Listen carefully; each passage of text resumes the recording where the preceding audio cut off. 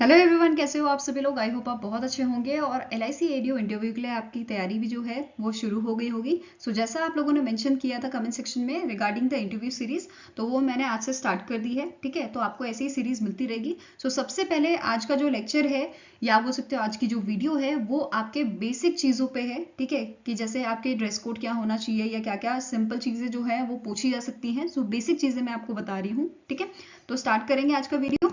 पहली चीज आपका जो है अटायर कैसा होना चाहिए। बॉयज की बात करें तो आप जो है यहाँ पे 2 पीस मैच सूट ले सकते हो, जैसे कि इस इमेज में देख पा रहे होंगे, या फिर आप फॉर्मल ट्राउजर एंड शर्ट ले सकते हो। ठीक है, तो ये भी आपका एक फॉर्मल लुक देता है और काफी अच्छा लगता है। ठीक है, अब यहाँ पे आप सोच रहे हो कि कलर कौन सा लेना चाहिए। ब्लैक अगर मिल जाए तो वेल एंड गुड है, ब्लैक या फिर डार्क ब्लू आप ले सकते हो। ठीक है, इसके अलावा जो शर्ट है, शर्ट का कलर आपका लाइट होना चाहिए, और अगर आप शर्ट और पैंट ले रहे हो या ट्राउजर ले रहे हो तो आपका कलर जो है वो डार्क होना चाहिए। ठीक है, ये चीज आपको ध्यान में रखनी है।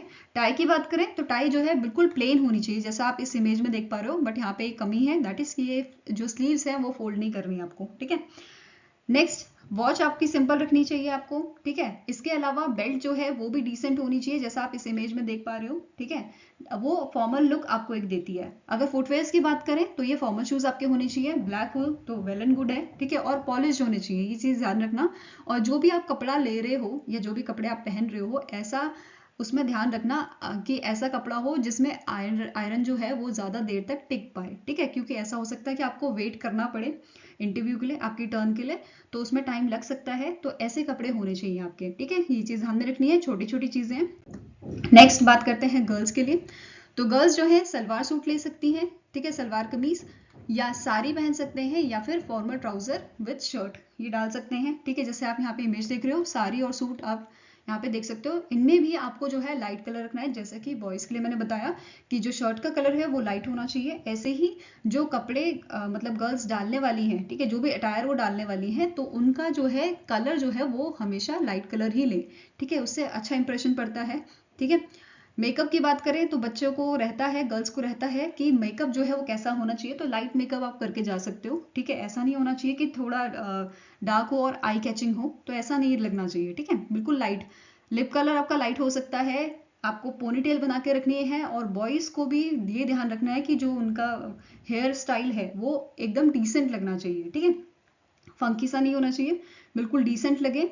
ठीक है, वॉच अगेन सिंपल रख सकते हैं, बॉयज एंड गर्ल्स दोनों ही सिंपल वॉच रख सकते हैं। पर्स की बात करें तो वो भी आपका सिंपल होना चाहिए, ब्लैक एंड आपका ब्राउन कलर का पर्स जो है वो चल जाएगा इसमें। ठीक है, अगर आप कैरी करते हो तो। ठीक है, फुटवेयर्स अगेन फॉर्मल शूज होते हैं। ठीक है, गर्ल्स को पता है फॉर्मल शूज जो होते हैं उनके। ठीक है, इसके अलावा आप फ्लैट्स यहाँ पे कैरी कर सकते हो, अगर सूट डाल रहे हो या सलवार कमीज डाल रहे हो, या फिर आप साड़ी डाल रहे हो तो। ठीक है, कोशिश करना कि आप हील्स को अवॉइड करो, बिकॉज हील्स की वजह से ऐसा होता है कि कंफर्टेबल जो है चलना नहीं हो पाता है। ठीक है, इसके अलावा हील्स आवाज करती हैं तो वो थोड़ा डिस्ट्रैक्शन हो सकता है पैनल मेंबर्स के लिए। ठीक है, तो ये सारी चीजें आपको छोटी छोटी चीजें ध्यान में रखनी है। ठीक है, नाउ नेक्स्ट बात करते हैं एटिकेट की।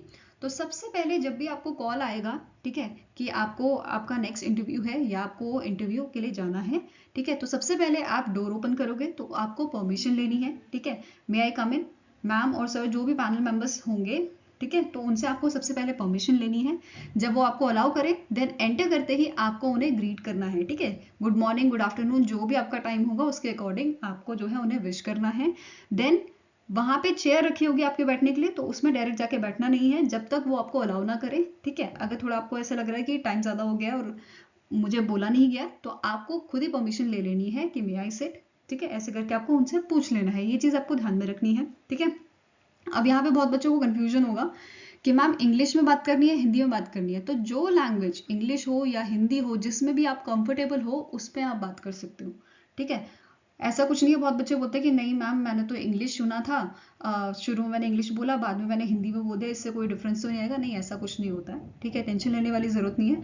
अब देखो कुछ वर्ड्स होते हैं जो आप हिंदी में नहीं बोल सकते, तो वो इंग्लिश में बोलोगे ना, तो ऐसे 10 चीजें हो जाती हैं। ठीक है, तो इसमें टेंशन लेने की आपको कोई जरूरत नहीं है। नाउ नेक्स्ट बात करते हैं कॉन्फिडेंस की। तो कॉन्फिडेंस जो है वो आपका एक मेजर रोल प्ले करता है आपकी सिलेक्शन में। ठीक है, सबसे पहले आपका जो पॉस्चर होना चाहिए वो ऐसा होना चाहिए जिससे नर्वसनेस आपकी ना दिखे। ठीक है, नर्वस हर कोई होता है, ऐसा नहीं बोलूंगी मैं कि नर्वसनेस होते ही नहीं है। बहुत कम लोग ऐसे होते हैं जिनमें जो है नर्वसनेस नहीं होती है, पर मैक्सिमम आपको ऐसे ही मिलेंगे। तो आपको बस ऐसे पॉस्चर रखना है अपना कि आपकी नर्वसनेस बाहर ना दिखे, पैनल मेंबर्स को ना दिखे। ठीक है, पहली चीज। दूसरी, कॉन्फिडेंस होगा तो आंसर्स आपके जो है बिल्कुल सटीक निकलेंगे, बिल्कुल 100% अच्छे निकलेंगे। ठीक है, ये चीज ध्यान में रखना है। एंड अगर आपको किसी क्वेश्चन का आंसर नहीं भी पता है तो आप सीधा यहाँ पे पोलाइटली बोल सकते हो कि सॉरी सर और sorry ma'am, I don't know the answer of this question. ठीक है, सिंपली पोलाइट से बोल सकते हो और कॉन्फिडेंस से बोलना कि सर नहीं आता ये, बात खत्म।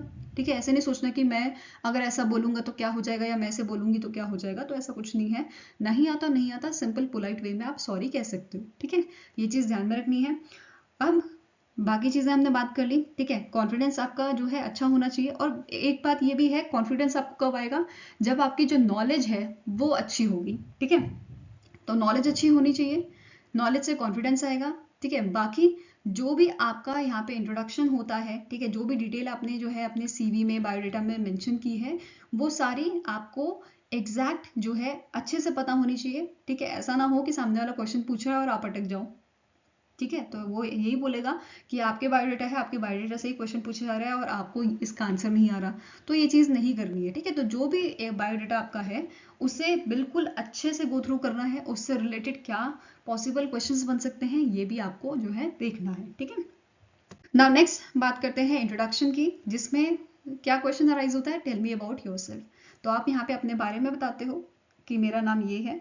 ठीक है, अब सबसे पहला क्वेश्चन किसी पैनल मेंबर से पूछा सकता है आपको कि आपके नाम का मतलब क्या है। जैसे मेरा नाम है कविता, कविता का मतलब क्या है, या आप कविता लिखते हो। ठीक है, इस टाइप के क्वेश्चन आपको अराइज हो सकते हैं। फिर यहाँ पे आप अपना नाम बताओगे, फिर अपने डिग्रीज के बारे में बताओगे। ठीक है, तो ये चीज ध्यान में रखनी है। इसके अलावा यहाँ पे एक क्वेश्चन आपका क्या बन सकता है कि आपकी स्ट्रेंथ और वीकनेस क्या है। ये बहुत कॉमन क्वेश्चन है। ठीक है, आपकी स्ट्रेंथ और वीकनेस क्या है, तो आप अपनी स्ट्रेंथ और वीकनेस बताओगे। बट यहाँ पे एक चीज ध्यान में रखनी है आपको, जो आपकी वीकनेस होगी, ठीक है, स्ट्रेंथ तो सबकी अच्छी होती है, पर वीकनेस जो है वो ऐसी होनी चाहिए आपकी, या आप ऐसे रिलेट कर पाओ कि जो आपके पैनल मेंबर्स होंगे, जो आपकी ऑर्गेनाइजेशन है, ठीक है, LIC ऑर्गेनाइजेशन जो है, इसके लिए फायदेमंद हो। ठीक है, तो ये चीज आपको उन्हें कन्विंस करनी आनी चाहिए कि मेरी वीकनेस आपके लिए बेनिफिट देगी आपको। ठीक है, इसके अलावा जैसे आप कौन से स्टेट से बिलोंग करते हो। ठीक है, जैसे फॉर एग्जांपल कर्नाटका से बिलोंग करते हो, कर्नाटका की वहाँ पे जो आपकी हिस्ट्री है उसके बारे में थोड़ा पता होना चाहिए। अब जैसे रिसेंटली यहाँ के CM चेंज हुए थे, उनके बारे में क्वेश्चन बन सकता है आपका। तो ये चीज याद रखनी है, जो भी आपका बायोडेटा है, ठीक है, उसका तो आपको A to Z जो है आना चाहिए। कुछ भी क्वेश्चन यहाँ पे बन सकता है, आप खुद ही एक बार अपना बायोडेटा देखना, उसमें से क्या क्या आप क्वेश्चन बना सकते हो एज अ पैनल, वो चीज आप खुद ही देखना और उसके आंसर भी आपको आने चाहिए। ठीक है, ये चीज आपको ध्यान में रखनी है। इसके अलावा आपकी फैमिली के बारे में पूछा जा सकता है कि आपकी फैमिली में कितने मेंबर्स हैं और वो क्या करते हैं। ठीक है, जैसे फॉर एग्जांपल मेरे जो फादर हैं वो आर्मी से रिटायर हैं। ठीक है, तो उससे रिलेटेड आपका क्वेश्चन बन सकता है, या आपके फादर अगर चार्टर अकाउंटेंट है तो उनके बारे में क्वेश्चन बना लेंगे। तो ऐसे फैमिली बैकग्राउंड से भी क्वेश्चन आपका बन सकता है। ठीक है, ये चीजें भी ध्यान में रखनी है। इसके अलावा एजुकेशनल बैकग्राउंड जो सबसे ज्यादा इंपॉर्टेंट है, जो भी चीज आपने मेंशन की है, जैसे आपकी डिग्री मेंशन की है, कौन से कॉलेज से पढ़े हो, ठीक है, इससे क्वेश्चन बन सकता है। या फिर एक और चीज जो सबसे इंपॉर्टेंट होती है वो ये, जैसे कि आपने जो है 2017 में पास आउट किया है। ठीक है, लेट्स टेक द एग्जांपल। तो 2017 से 2023 तक आपने क्या काम किया। फॉर एग्जाम्पल अगर आपका यहाँ पे गैप शो होता है तो आपको उस गैप को जस्टिफाई करना आना चाहिए। ठीक है, ये चीज ध्यान में रखनी है कि मैंने इतने सालों में क्या किया। अगर आप प्रिपेयर भी कर रहे हो गवर्नमेंट जॉब्स के लिए, तो आपने जो भी चीजें यहाँ पे फेस की हैं, जैसे फॉर एग्जाम्पल कि 2017 से आप तैयारी कर रहे हो, 2021 में जो है आपका मेंस निकला, ठीक है, बट यहाँ पे जो है इंटरव्यू में रह गए, तो ये सारी चीजें आप जस्टिफाई कर देना। तो अगर आपका आंसर जस्टिफाइबल होगा तो यहाँ पे आपको कोई दिक्कत नहीं होगी। मेन यही होता है कि बच्चे यहाँ पे मार खा जाते हैं कि ये अपना गैप जस्टिफाई नहीं कर पाते। इस वजह से अगर वो पैनल मेंबर्स कन्विंस नहीं होंगे तो आपका यहाँ पे चांसेस कम हो जाते हैं। ठीक है, ये चीज आपको ध्यान में रखनी है। और जितना आप पोलाइटली बात करोगे उतना अच्छा है। ठीक है, ऐसा भी नहीं कि ज्यादा जोर से बोल दिया या बिल्कुल ही धीरे बोल दिया कि उन्हें सुनाई नहीं दे रहा, तो ऐसा भी नहीं करना। ठीक है, पोलाइट वे में बात करनी है। ठीक है, ये सारी चीज़ें ध्यान में रखनी है आपको। सो इसके अलावा आपके क्वेश्चन एंड आंसर्स राउंड में क्या क्या पूछा जा सकता है, उसके बेसिक क्वेश्चन की लिस्ट मैं यहाँ पे लेके आई हूँ। जैसे व्हाट इज इंश्योरेंस, ये पूछा जा सकता है, बहुत बेसिक क्वेश्चन है, ठीक है। टाइप्स ऑफ इंश्योरेंस, फिर कौन सा इंश्योरेंस आपके अकॉर्डिंग सूटेबल है, ठीक है। इसके अलावा या बेस्ट आपका बेस्ट जो है सूटेबल प्लान कौन सा है इंश्योरेंस का। देन आप यहाँ पे LIC ADO क्यों बनना चाहते हो। फिर LIC ADO जो है वो मार्केटिंग जॉब है, तो आप इसके साथ कोप अप कर पाओगे कि नहीं कर पाओगे। फिर LIC ADO के रोल्स क्या होते हैं। इसके अलावा जो करंट अफेयर्स है, जो आपका बैंकिंग एंड फाइनेंस सेक्टर से रिलेटेड है, उसके बारे में आपको नॉलेज होनी चाहिए, ये पूछा जा सकता है। उसके अलावा G20 की जो न्यूज़ है, इस पे बेस्ड क्वेश्चन हो सकता है। फिर IPL रिसेंटली अभी फाइनल मैच हुआ है, ठीक है। फिर LIC प्लान से रिलेटेड क्वेश्चन आपका बन सकता है। सो ये सारी चीज़ें ध्यान में रखनी है। और जो इसका नेक्स्ट लेक्चर बनेगा आपका इस सीरीज का, तो उसमें मैं आपको क्वेश्चन के साथ आंसर भी यहाँ पे फ्रेम करके दूंगी, ठीक है, ताकि आपको यहाँ पे आंसर करना ईजी हो जाए, ठीक है। ये चीज़ आपको ध्यान में रखनी है, जो भी चीज़ मैंने बताई है। तो जो भी चीज़ें आज डिस्कस की हैं वो चीज़ ध्यान में रखनी है, बेसिक चीज़ें हैं, ठीक है। आपको जो प्रोसेस आपका होगा इंटरव्यू का, उसमें आपको इसका जो है बेनिफिट ज़रूर मिलेगा, तो ये चीज़ें ध्यान में रखनी है। और नेक्स्ट लेक्चर में हम मिलेंगे क्वेश्चन एंड आंसर्स के साथ। तो तब तक के लिए थैंक यू फॉर वॉचिंग। मिलेंगे नेक्स्ट वीडियो के साथ। Till then take care, have a nice day and all the best for your preparations.